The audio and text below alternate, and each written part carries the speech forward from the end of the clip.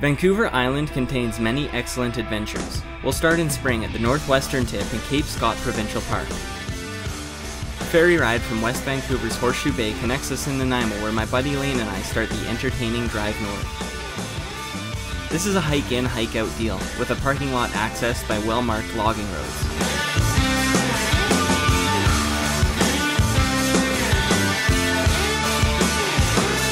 My first day of hiking takes me through the wet, coastal rainforest.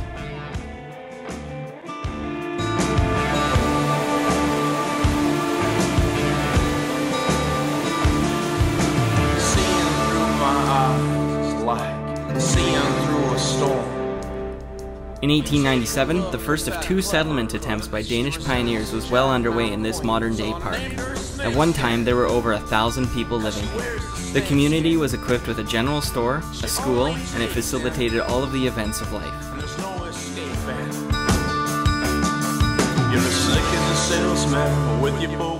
Eventually, due to numerous reasons like the harsh weather conditions and lack of government support, the settlement attempts failed. In 1973, this area was turned into a provincial park. Many artifacts, building foundations, and fields can still be found today and are a part of Cape Scott's protected heritage. We're at Nell's Bite, which was our destination, and as we're getting here, about 1.5 kilometers out, it gets considerably more dark because it took longer for us to get here than we originally anticipated, what with all the filming and all. And we were making out without the use of headlamps, and we came across a puddle, and I was like, okay, yeah, it's pretty dark, I may as well turn on my headlamp to find out. And since it's on, random chance, I was like, Laine, I'll get yours, because he had it up in the back, so I got it, and he put it on. And as he puts it on, and he tilts his head up to the sky, we see these 2 little things. I was like, man, what are those? I honestly thought it was just a trail marker, just some sort of marking, but then it started moving towards us. Initially I thought it was an island deer because they are quite small compared to our northern deer. I was like, I don't know, man, I think it's a bear. So, and then I thought, oh man, that looks totally like a cougar. Dude, totally like a coug, because it's just the way that head is bobbing and everything, it must be. Well, I wouldn't think we're gonna run into like a bear or anything just on the trail. Like, it's gonna know we're there. Deer aren't quite that smart. But we see this thing and it starts moving towards us at a very good clip. As it gets close enough, we can totally make it out, a white-gray wolf. Didn't even expect a wolf to be around here. Maybe that was naive of me, but it was. And so I'm like, dude, what should we do? What should we do? This came in handy because I got the go-ahead from Lainer and gave it a huge whistle. The thing froze, just like, ah, and then it decided, yep, I'm gonna leave. And I'm thankful that it did. But then we still had to walk a good, probably half an hour after that, which was kind of on the edge. This morning, Laine and I were able to see exactly what we came across in the forest last night based upon the tracks we discovered. There's one, and we can follow it. I'm gonna show you this next to my hand. That's how big that guy's foot was, one of them. And as we all know, he's got 4, so he was a big mofo, is what he was. I'd say it was scary business, but dude, I wasn't scared at all. I mean, it's just a wolf, right?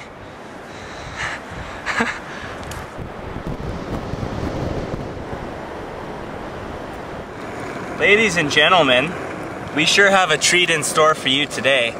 It's a fantastic lunch. It's gonna be a pita with some salsa and poulet, chicken rice, rice de poulet. And once opened, we got a nice hollow pocket. It's a decent amount of rice, salsa.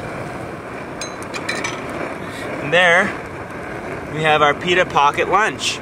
That bite was pretty much all bread though. Maybe the next bite will have more than just bread in it. Maybe it will have some salsa and rice in it.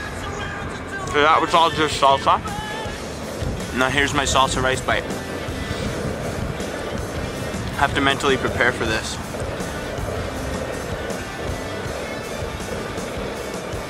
Ow. It's hot on my hand. It's burning.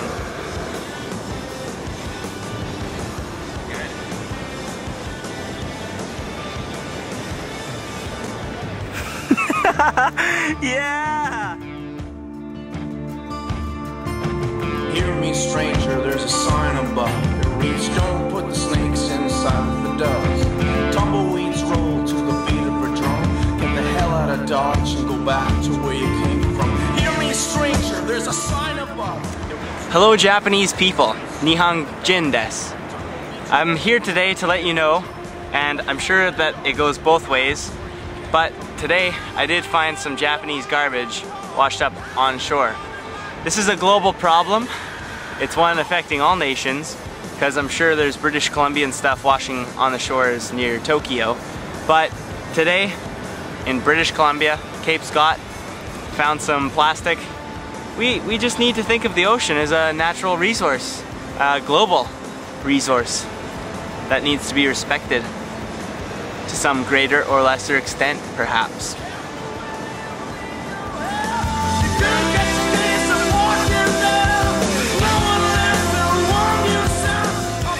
As Laine and I head out to the lighthouse, we come across roads that were built by the Canadian Air Force, who had a top secret radar station here during World War II. Even random power line poles will pop out at you as you hike along. Welcome to the very northwest tip of Vancouver Island, Cape Scott, standing on top of the lighthouse. A couple of people live here all year round. Just met them now. They'll greet you as you enjoy the experience of the view.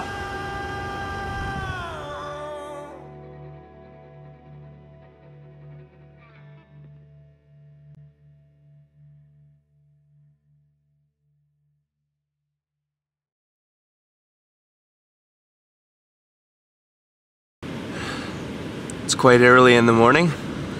It's cloudy, it's cold, and thus begins our trek back to the start. I've done a decent amount of hiking and camping. This was one of my most rewarding trips, but also one of the most technical. The terrain might not have drastic elevation changes, but the wet conditions and the wet trail make for a very technical backpacking trip, especially when you're looking at a 30-kilometer walk. But, like I said, it was an awesome trip. Totally worth any physical discomfort from the trek.